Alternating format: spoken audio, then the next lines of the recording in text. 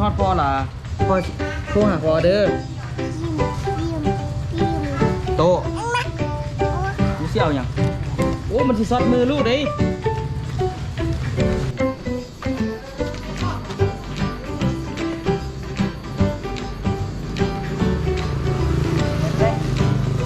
มาใส่ให้พอได้ไหม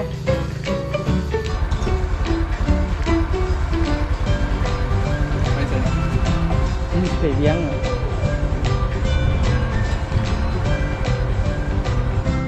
เศร้าสบายดีทุกคนสบายดีตอนเศร้าเด้อมื้อนี้นิกามาพบพอกับตัวโยยอีกแล้วเนาะมื้อนี้นิกาสิได้เดินทางไปแล้วทุกคนเอาเบิ่งบรรยากาศของเฮาปาดที่ทุกคนได้ใส่โกโปรแล้วบัดนี้นี่ออโต้ยังกินน้ำบ่เซาวันนี้เนาะทุกคนเนาะตอนนี้สิได้ออกเดินทางละเกียมเครื่องเกียมของทั้งเบิดละโอ้ของคือเป็นมัวเนาะบ่ลึงเนาะทุกคนนี่เกียมละเรียบร้อยเนาะเกียมออกลุยเดี๋ยวสิได้รูปจากรูปก่อนตอนนี้นี่ก็เป็นเวลา18 โมงละทุกคน7 โมง 46 นาทีเกี่ยมสิได้เดินทางแล้วเด้อเดี๋ยวปะออโต้ละออโต้มาหาพ่อมาที่ไปปะแล้วก็เอาจับบัดนี่ใส่น้ำกันใส่ของเจ้าน้ำเลยไหมมื้อนี้นี่เกี่ยมสิออกเดินทางละแบตนี้ได้5 ชั่วโมงว่าซั่นอุ้ยบ่แม่นแมมนี้ได้5 ชั่วโมง128 กิกเด้เท่าไหร่ก่อน128โอ้อย่างของความถามอย่างก่อนสิเดินทางไปใส่ได้เทื่อนี้ตอนนี้นี่ก็สิเดินทางไปตั้งใจว่าสิไปเส้นนั่นนะสนาคามเนาะแล้วก็สิไปนะแก่นเท่าเนาะไปแก่นเท่าแล้วก็หลังจากนั้นเราก็สิออกไปทางไซสถานแล้วสิกลับเขาอาจจะกลับไปลิ้นสัญญบุรีแล้วก็ไปไซสถานแล้วก็เข้าหงสาอย่างประมาณนี้แล้วก็ออกทางเมืองเงินไปอุดมไซหลวงลำธาบ่อแก้วประมาณนี้ที่บอกค่อยยังคิดแท้ได้คันว่าเจ้าไปเมืองงาวค่อยกับพอสดกับออโต้ขี่รถไฟไปหาพวกเจ้าอยู่หั่นไปลิ้น 2-3 มื้อแล้วก็กลับบ่ต้องคิดตอกอย่างเงี้ยแต่ว่าคันเขาไปโดนๆบางทีก็ไปก็ดีไปหาเอาปันนั่นไปลิ้นก็โดนเติบแล้วเนาะทุกคนเนาะที่ได้บ่ได้ออกเดินทางเนาะเป็นเวลาประมาณคันที่เทียบออกเดินทางแบบนี้นี่กับไปเมื่อกี้นี่ก็บ่นับซะบึดเดียวนึงเพราะว่าไปงานนั่นน่ะอยู่องศาดิแล้วก็วันนี้นี่ก็ไปก็คันที่เทียบกับ2 ปีกว่าๆละเนาะตั้งแต่แต่งงานกันมาก่อนแต่งงานอีกปีนึงได้คันสิว่าเนาะเพิ่นบอกก่อนแต่งงานเฮาก็บ่ได้ออกเดินทางละเฮ็ดมายองมายังอยู่นี่จนถึงขั้นแบบว่าน่ะแต่งงานแล้วก็คันสิเทียบกับ2 ปีไปเกือบ3 ปีละจึงสิได้ออกเดินทางอีกเนาะตอนถือผ้าได้เนาะเดี๋ยวนี้นี่ก็ออโต้ก็เริ่มใหญ่แล้วว่าซั่นๆเริ่มฮู้พอละติออโต้ก่อนหน้านี้นี่ก็ยังอยากยากเพราะออโต้ยังบ่ทันฮู้ความเนาะตอนนี้เพิ่นก็เริ่มแบบฮู้ความละแบบว่าเฮาปะผลิตผู้เดียวได้ก็ได้แล้วสินะบ่ต้องได้จับตลอดเวลาหั่นน่ะฮู้เรื่องแล้วรวมกันฮู้เรื่องแล้วก็เลยแบบว่าได้เวลาแล้วแหละที่จะไปแล้วก็ไปถ่ายคลิปแบบเดิมๆเนาะเพื่อที่แบบว่าให้มันกระเตื้องขึ้นนิดนึง คิดว่าซื้อได้แต่ก็ขอให้แบบว่าให้ FC ทุกท่านทุกคนแล้วก็ติดตามเนาะเพราะว่าส่วนสิได้ออกเดินทางมันก็บ่แม่นธรรมดาเนาะส่วนสิได้คลิปนึงบ่แม่นธรรมดาเลยประมาณนี้แหละ อยากว่าอีกบ่อ้าวเกี่ยมออกเดินทางแล้วซะนะสิไปแล้วเอาโต๊ะมาหาพ่อมามาให้พ่อหอมมาให้พ่อหักมาเข้าเมืองไว้ให้พ่อหักกันมา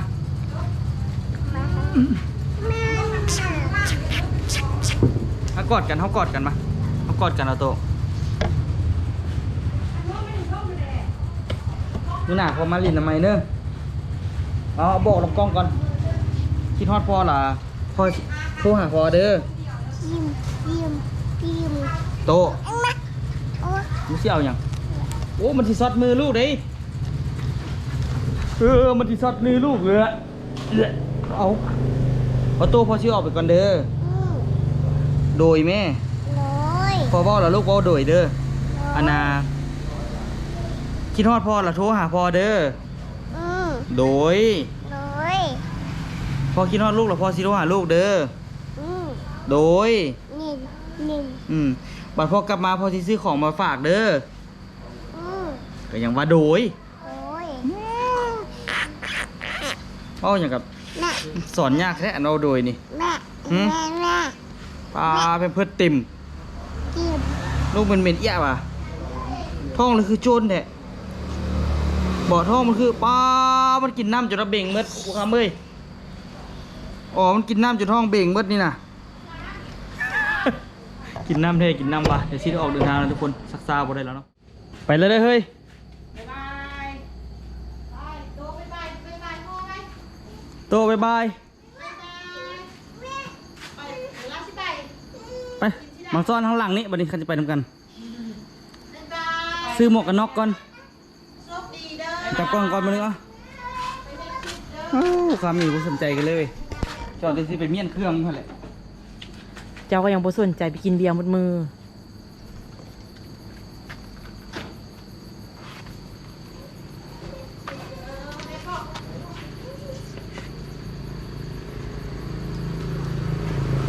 เห็นไหมหัวใจให้พรได้ไหม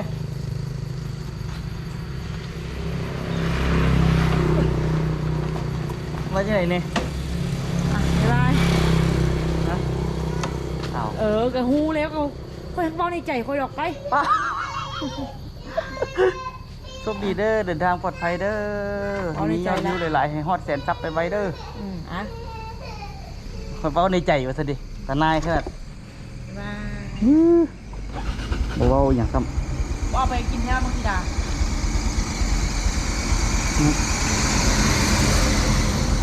ใช่กับผมยังกินเลยเคยปะดีถ้าจะเอามีไปเอาอย่างดีกว่าไปนำ ไปโต ไปเอามีเซฟบนรถมาหนึ่งก่อนดูช้อปปิ้งก่อนเอามีเซฟบนรถก่อน เฮ้ยนี่รถมาเลยรถเยอะเอาแอร์เนี่ยมันมาฮะ เอาถุงวะถุงเซถุงมืออันนี้ครับดีมันจับอย่างกับมั่วรู้สึกว่าสะดวก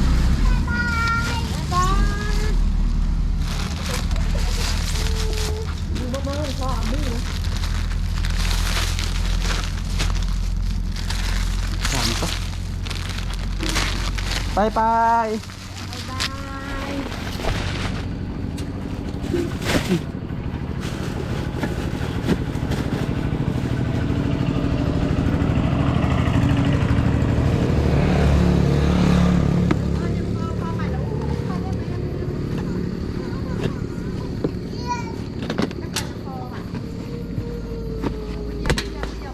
สิไปแท้ยังได้ใจายค่าเครื่องอีกได้นี่ลืม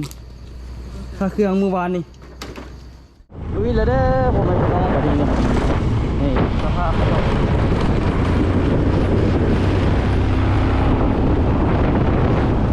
ตอนนี้นี่ก็เตรียมออกไปนะทุกคนเป้าหมายของเราก็คือนครหลวงเวียงจันทน์เนาะเพราะว่าที่ได้มีเรียกอยู่หันนิดนึงเนาะแต่ว่ากล่องมันคือกันยึกๆอยู่ยังงงอยู่เบิ่งก่อนหน่อยนึงว่ามีอย่างผิดพลาดบ่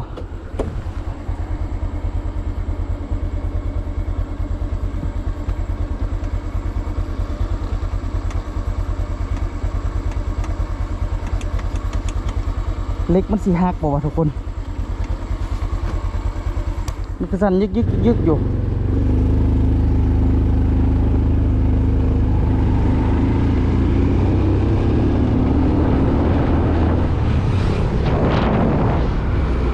อย่ามันนะลุยเนาะไปเดี๋ยวเล็กข้างออกเร็วออกครับไปมื้อนี้นี่กะหลายอย่างหลายแนวนะทุกคนเนาะก็ออโต้ก็อย่างทุกอย่างออกไปละ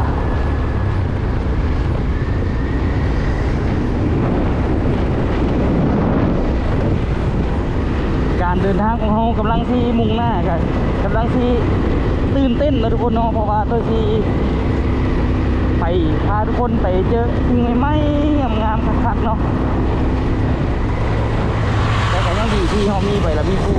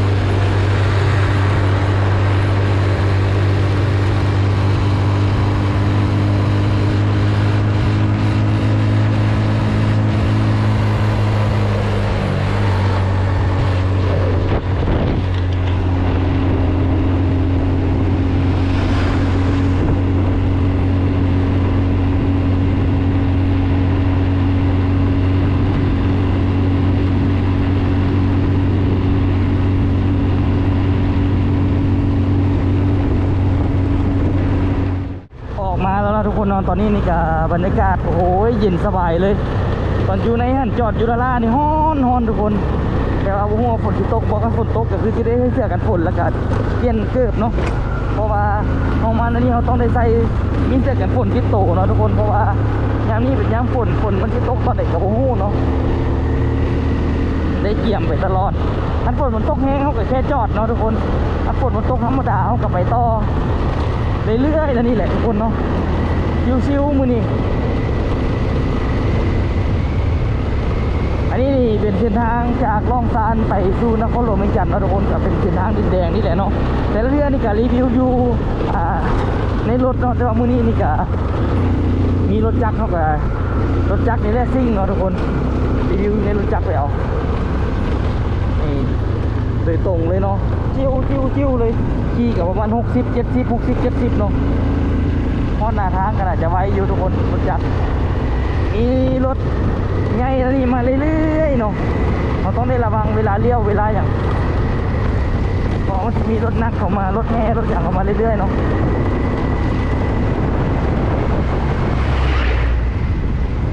ไปลุยข้างหน้านี่ก็ที่เป็นห้วยแค่แล้วทุกคนน่าจะค่อยตัวนี้แหละทุกคนที่มากับอู่ล่ะขี่รถบ่ขึ้นเนาะรถทันใด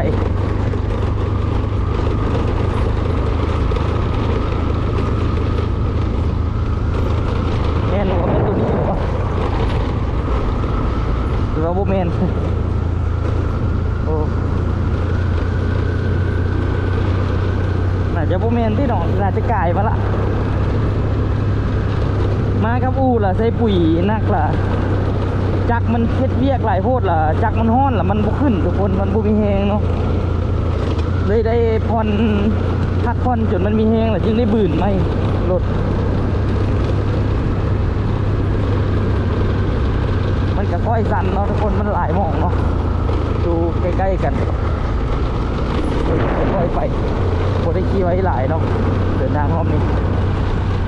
ขี่ไปเซฟๆทุกคนชิวๆไปเนาะ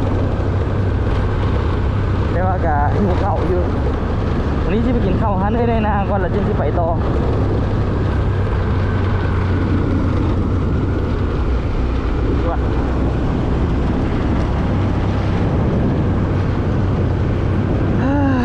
หายใจเอาอากาศสดชื่นนี่ขนาดทุกคน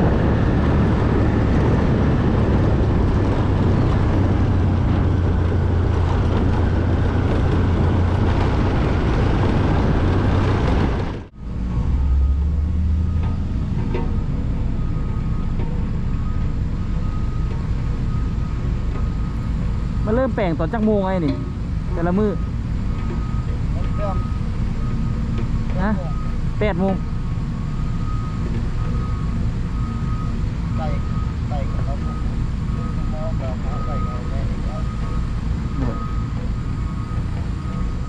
แปลงทาง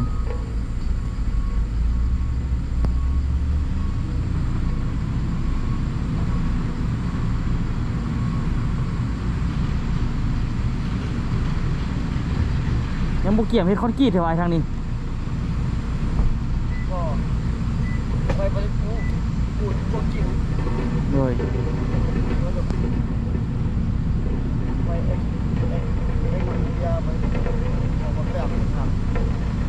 คนละบริษัทกันเนาะ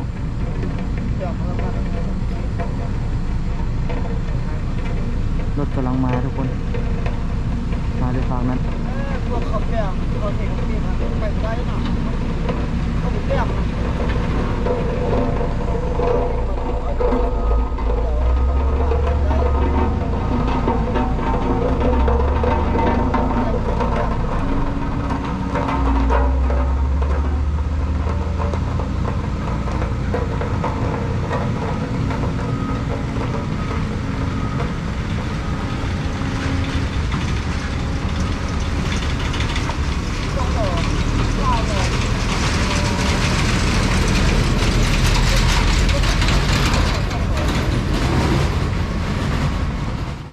คอนกรีตประเทศลาวเริ่มต้นขึ้นเนาะเฮ็ดได้ไก่เติบอยู่มาเท่าไหร่ก็มาอัปเดตให้ทุกคนเบิ่งเนาะว่าฮอดใส่ละได้ไก่แห้งแล้วก็ทุกคนทีมงานที่แบบว่า ทีมงานมัดเหล็กกับมัดเหล็กทีมงานเทกับเทนะทุกคน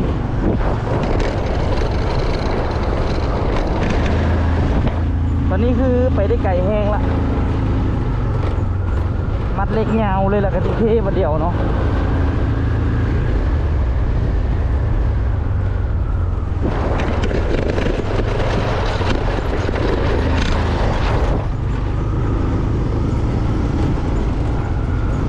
เดี๋ยวยิงผู้ดนที่ได้ขี่เส้นทางนี้เดี๋ยวมันทางคดขึ้นทางคดขีดแล้วจะขึ้นทางคดขีดเลยเนาะทุกคนเพราะว่ามันจึงผู้เสียเวลาแล้วก็ทางกับบกเพื่อนเนาะ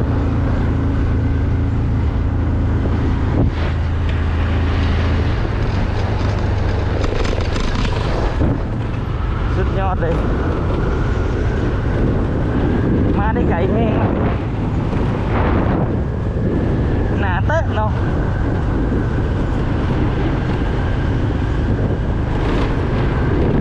มีทางขึ้นแต่ว่าตัวที่พวกขึ้นเท่าไหร่เพราะมันที่ไปคาดอยู่บนโรงงานนะเนาะ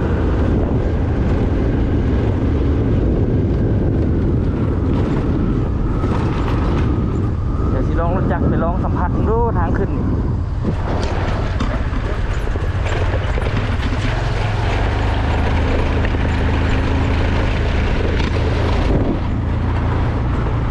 งามเลยเนาะทางคอนกรีต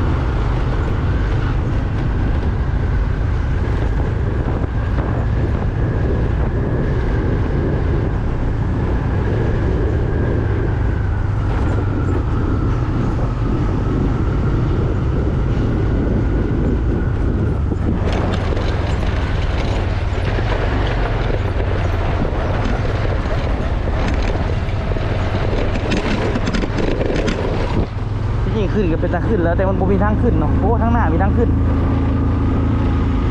สบายเลยสบ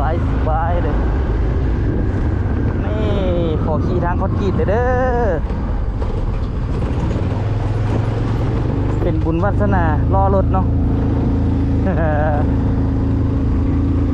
ทางคอนกรีตลองซานเด้อพ่อแม่พี่น้อง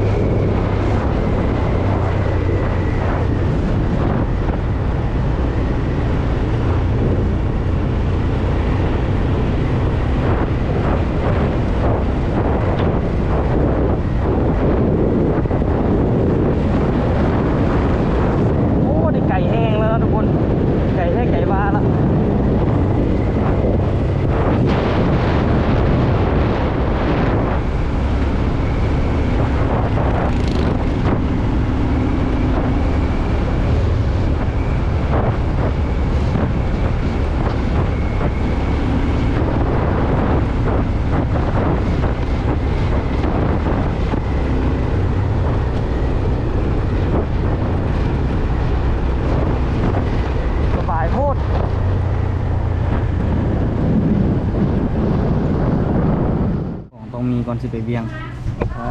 ดูชิค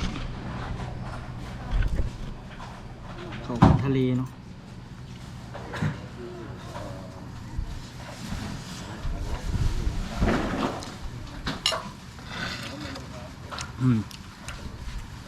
มีแห้ง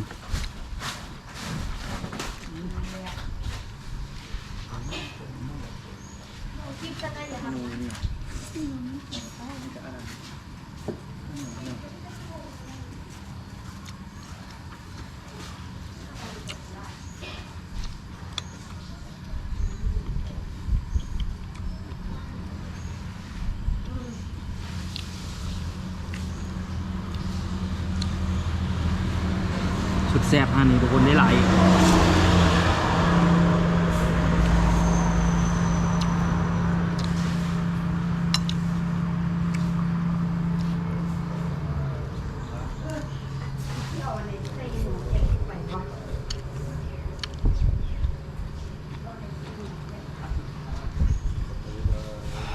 ฮอน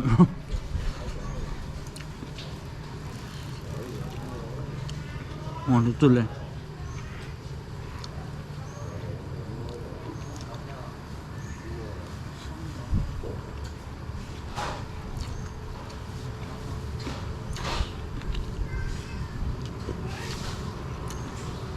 กินอยู่นี่เลยอิ่มรสทุกคนมันได้หลายดี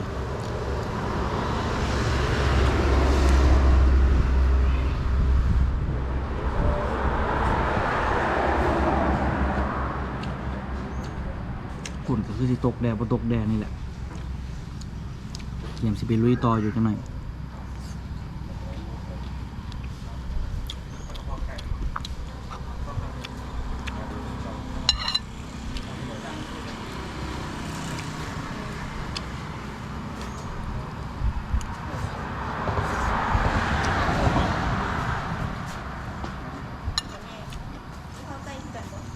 ก็ต้องแต่เม็ดได้หรอจังนะ ลูกเขาไก่น้อยเอาอย่างนี้แหละ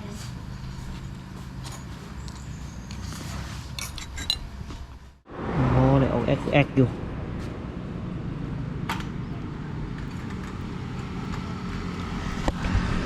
หันเอาอันนี้ออกก่อนบ่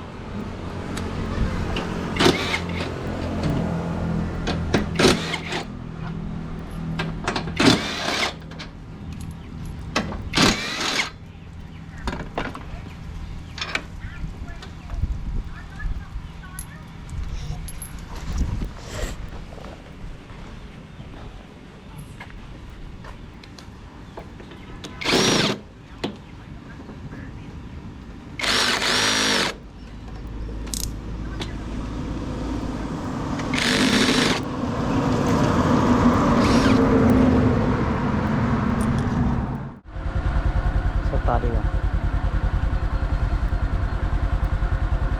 ตั้งหนักพูดไปหลายเที่ยวอะไร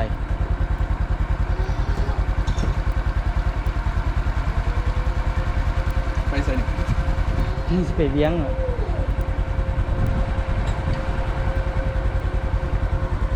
เดี๋ยวติดจักรไปเลยป่ะ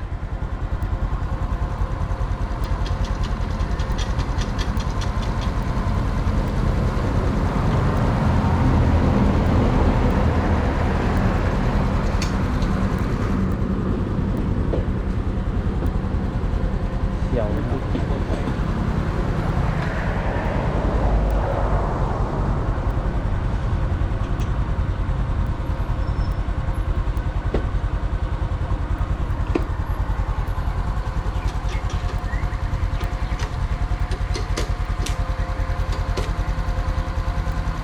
มันแน่นตัวได้เด้อ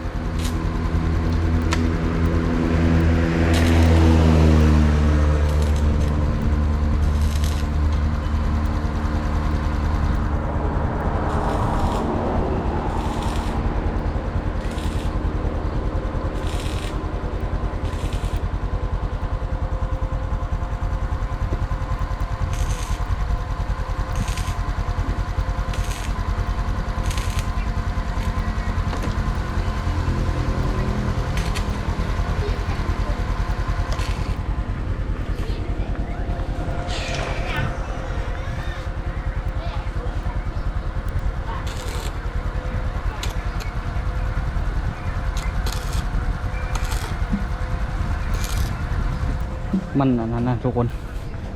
บ่หลังจับน็อตมันหักทุกคนมันแตกเนาะแล้วมันดังอีกอีบุรุษมันกับสิรุดทุกคนทางโบจอดไว้สิทางฮอดเบียงยาแหละเครื่องเขา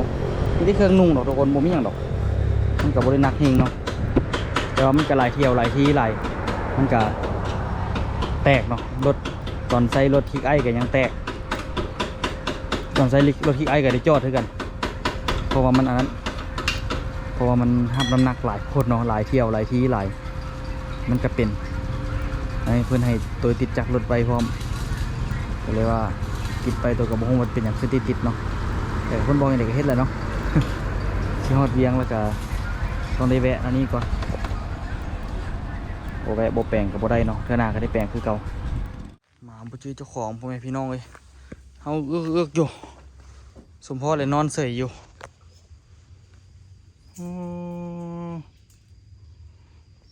เฮาอึกอยู่ชั้นลานนี่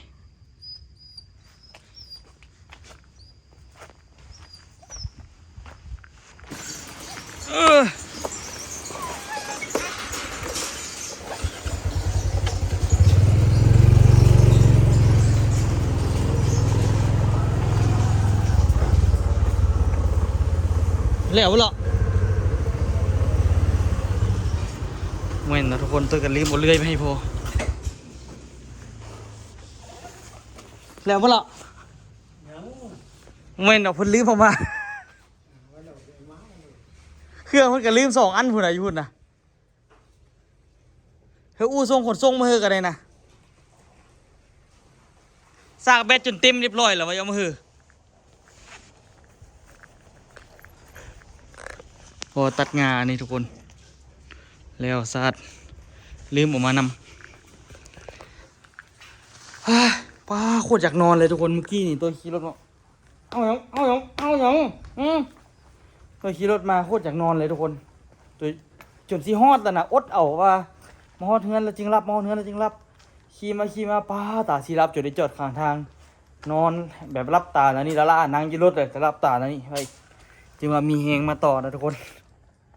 เอาทุกคนเนาะมื้อนี้ไปเวียกอยู่ในนครหลวงก่อนมื้ออื่นเตรียมออกเดินทางทุกคนเพียงใดไว้เจอกันคลิปหน้าเด้อบ๊ายบายทุกคนสบายดี